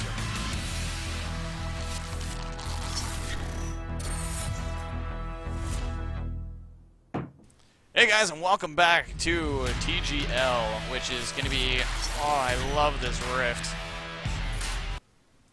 It's such a good rift. Anyway, but yeah, so we're going in, we have the bands coming through, everything's coming in live, coming in hot. We're looking at it, and these are not the bands. Let's get this reset for you. Bring it all up. Make it look Clear the pretty. board. We're looking at it, and one thing to note is that the map is actually going to be refueling tower. So all these bans are happening with that in mind. The first ban coming out, OG Goliath. Hunter pick was Assault, which means we're going to be banning Torvald. All right, and we're looking at Parnell pickup, which means Beautiful. next. And can you guess? I'm going to go with Val. And you're right, 100%. Followed by a Rogue Val pickup, and then Trapper is going to be a Crow ban. Big surprise. It was either Crow or Jack. Makes sense. Followed by a Griffin pick and support. Take a guess. Bucket. Sunny ban. I'm sorry. Staying with the 100%. Gets me every time. Every time. Followed by a Hank pickup, and right now we're waiting to find out what monster is going to be. Is it going to be Bob the Behemoth? That'd be ballsy. That'd be ballsy. Bob on refueling. DTR got to pick. DTR picked, and they picked Hunters, right? So it's going to be IC monster. So it could be anyone. Like we've seen, I'm pretty sure, and like with these two teams, the only monster we haven't seen is Wraith, which is the one we saw all the previous games. I believe, yeah. It's interesting. There's like the whole first half of TGL was like the Wraith hour. Now it's like the Goliath and Bob hour. Although we get a good little Kraken action in. Oh, guess what? What do we got? Wraith? Wraith pick. Just to prove you wrong. Yep. Just to prove you wrong. Every time, Which I swear. I can understand the Wraith pick, though, on this map. I think this is a great map for Wraith. So, man, like, every time, there's got to be... Hidden cameras. Get out the tinfoil hat. Oh, man, it's just nonstop. I got to get something going on here. Like, got to get, like, an EM field or something. Knock them all out. No You spying got on the me. harp, man. It's the harp. All right, so, let's see. DTR is choosing Hunters, which means we are in lobby. Sweet. So yeah, guys, this is what we're looking at. This is the final game of the best of 5. It is currently in a tiebreaker scenario, which means winner of this goes forward to the next round. Ooh, baby. So defend the relay are the And, people who started this tournament. They are fighting to keep their spot in this tournament against So Inspector then they Captain. can face, was it TPA next? Yep. Yep. They're fighting their way up. They have to fight against Inspector Cabot. Again, no joke, really strong team.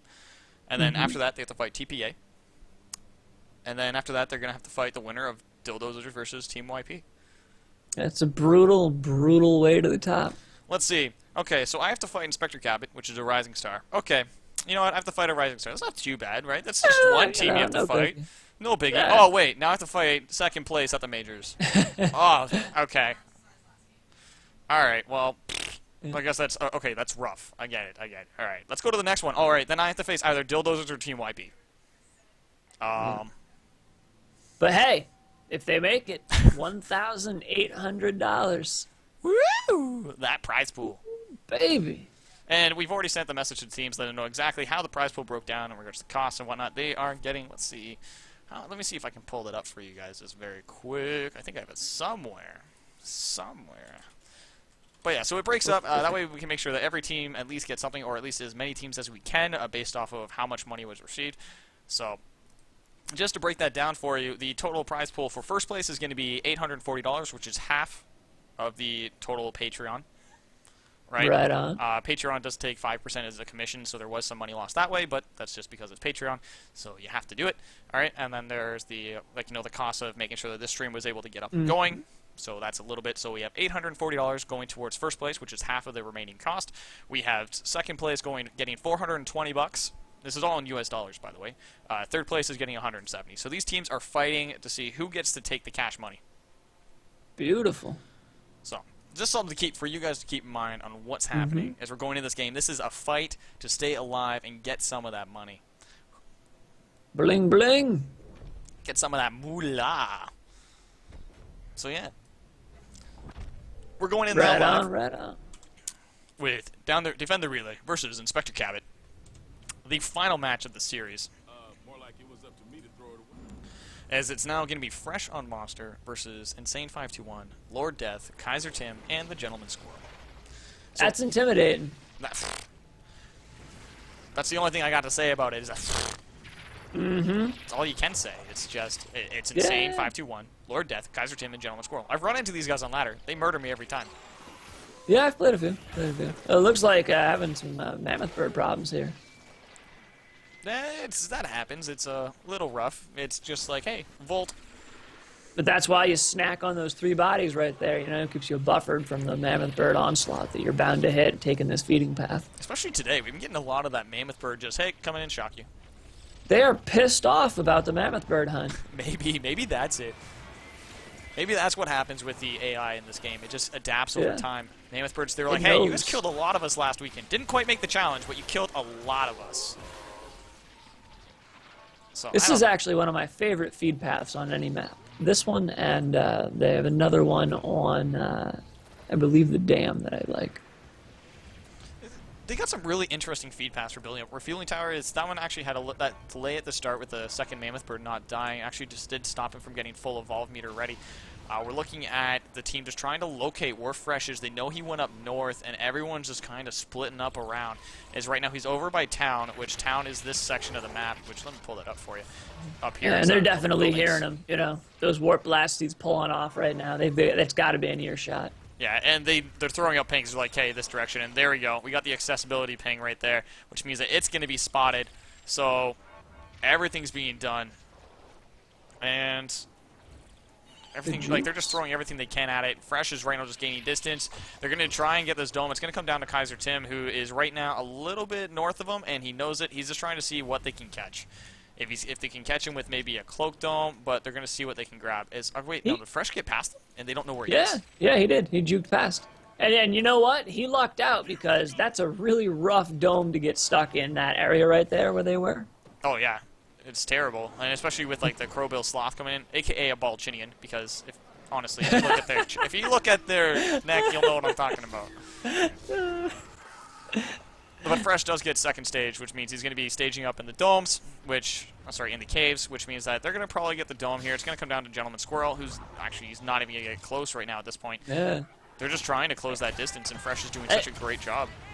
Yeah, that mid-air decoy maneuver he pulled actually paid off. But it was weird because it seemed like Kaiser knew about it, but Gentleman Squirrel didn't.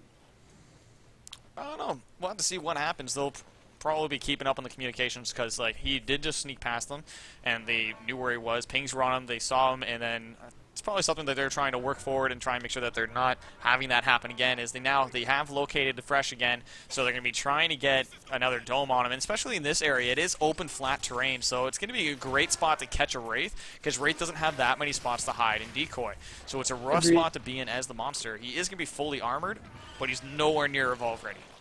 Danger zone. Yeah, exactly. He's in the danger zone right now. He needs to break his way through it as that Armadon is now angry. Wow. Pissed off. Oh, we have a Cloak Dome. Cloak Dome.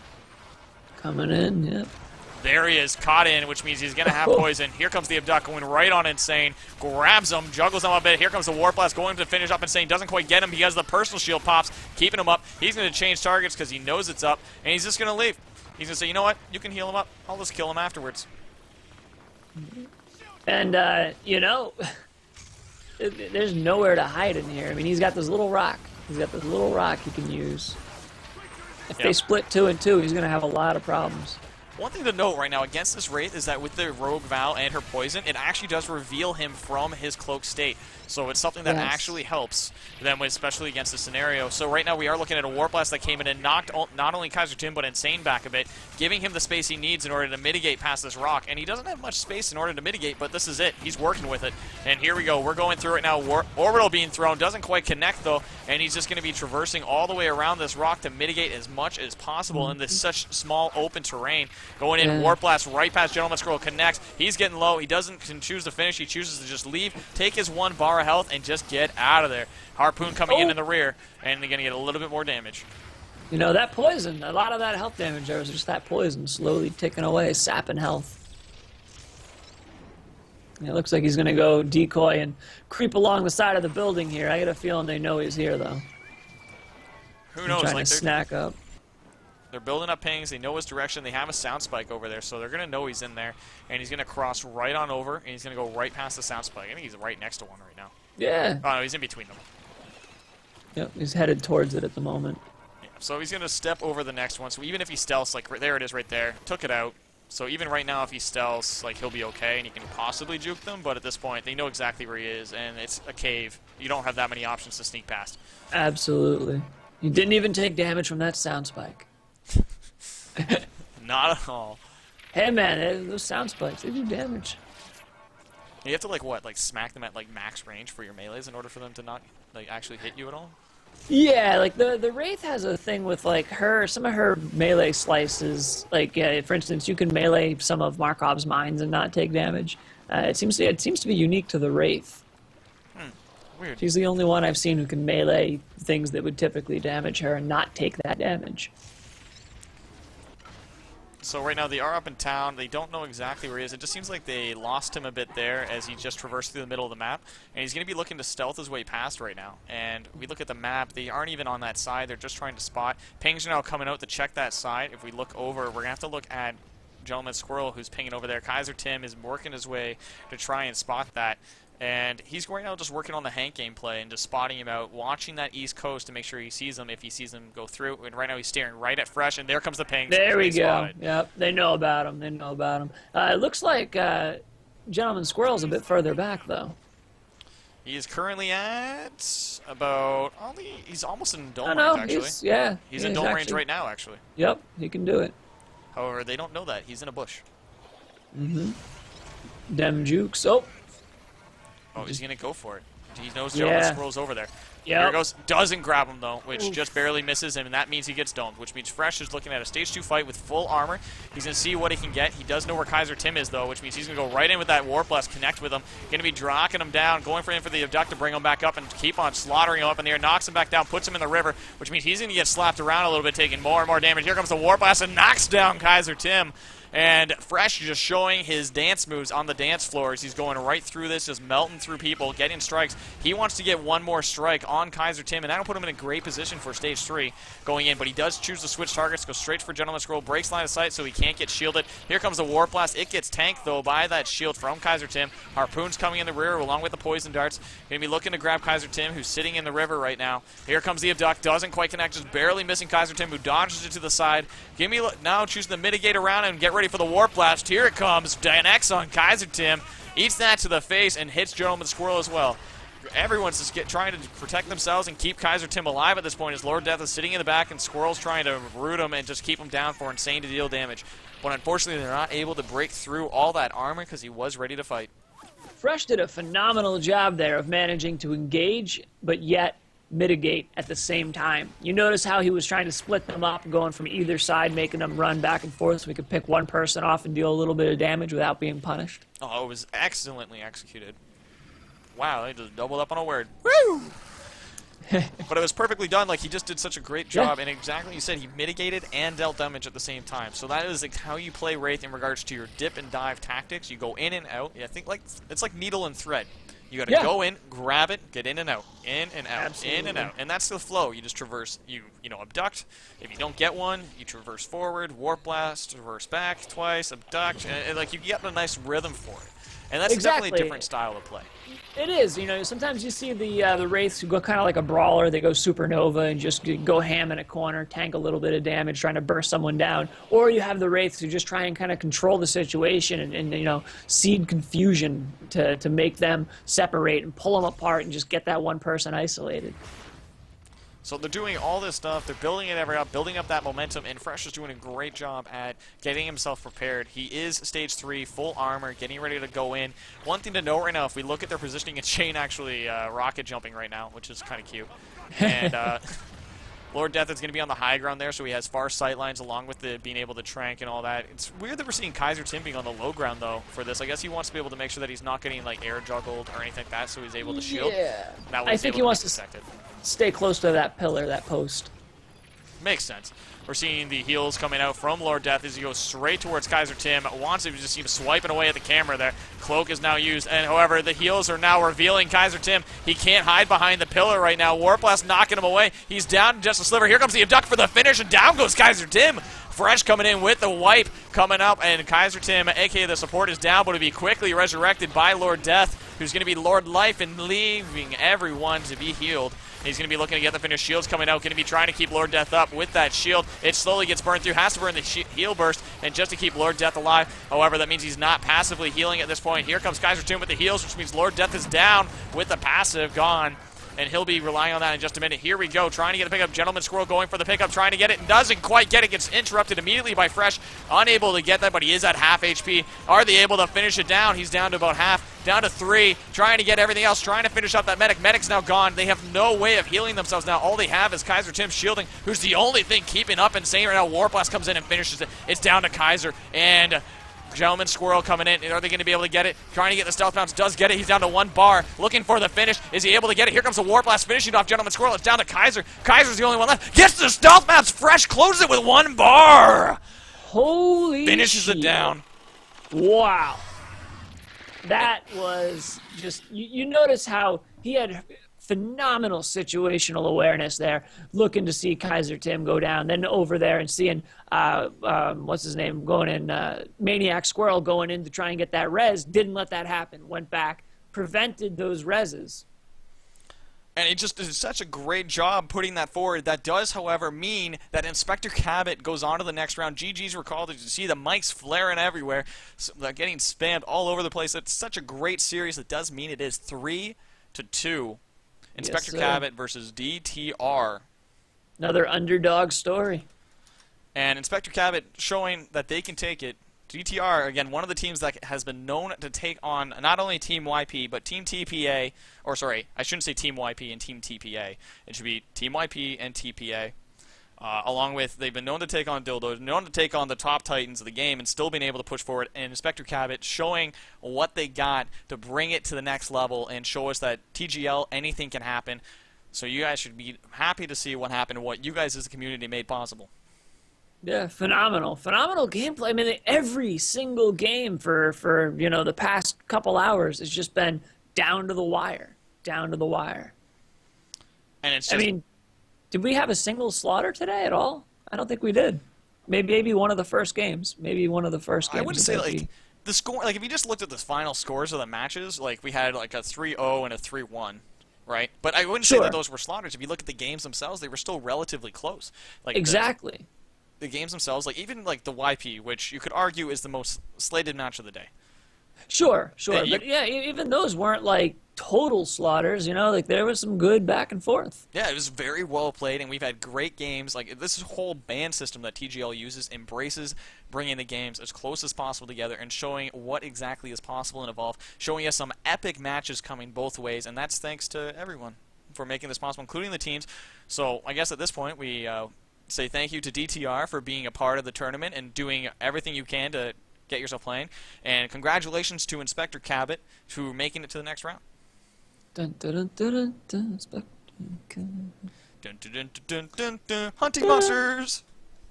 The guy, every time like we talk about this team, that just gets stuck in my head. I'll be laying in bed tonight probably with the Inspector Gadget thing going through my head, but it's going to be Inspector Cabot from here on out. So, Inspector Cabot just showing what they can, playing extremely well. Great game by them, and showing that they came through with not only playing the best team, like one of the best teams, sorry, I should say, and showing that they can take it to the next level, bringing it forward, shooting, dealing damage, and Fresh showing some fresh moves, some fresh builds that he can do anything. They like this last set was insane. We saw every monster played. Yeah. Every like you don't see that. Yeah, no. It's full representation, all hands on deck. We saw everything played, which we have never seen in Evolve. Mm-hmm. I'm sorry, there was one tournament that did it, but it only ran for 2 weekends, so I don't count that one. We even had a decent, you know, variation between our hunters, you know. It seemed like, you know, there was a couple trends there, you know, as far as like assault picks and stuff like that. But we had a couple teams break out some strange builds, like the Cabot Kyra team we had going. And overall, just it's cool. I really like this rule set. I really do. So, this rule set, again, brought to you by you guys. Again, I want to give, before we start doing the closeouts and all that jazz, let's give you guys just one more look at what happened in the round of 8 and everything that happened in the qualifiers to make this possible. getting so low. Here comes the last bit of shield. Heavy comes in and finishes up Hanks. Oh no, oh no, oh no, is the orbital gonna finish it? Oh, the damage coming in. Great rock throw right there. Eats it right to the face. Here comes the orbital. Gonna be connecting on one blast.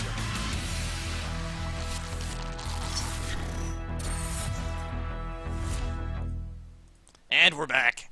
So again, guys, I want to give a quick thanks to everyone that's been a part of it, and thanks to everyone that donated, which we'll show you guys the names on screen right now, and we're looking at Gentleman Squirrel, Whitehawk, Superbad Juju, Source TV, Bugsy, Necro, Manus, Daniel Silver, Jesse Bennett, Nicky Pard, Cerberus Soul, Marios Angelopoulos, which I'm getting better at saying your name. I'm getting it now. Nikki Violet, Mr. Nussprig, Chris Astron, and Adrian Soul, who were the top donators, made it past that threshold. Again, I want to thank Superbad Juju for helping us out this week because Del Shampoo was busy with the PlayStation experience. Much appreciated, man. Thank you very much for the invite. I'm happy to have you on board, and we'll have you anytime. And again, I want to big thanks. A big thanks. Yeah, skibbity bop bop boop. Big ol' thanks to everyone and you guys in chat for being a part of the experience. So, do we have anything else that we want to do before we close out for the day? Not really. Just, big thanks to Nikki for supplying those keys for the giveaways that we did. So big thanks to him and the TRS team for not only making the game, but helping also supplying those keys with Nikki. Absolutely. Those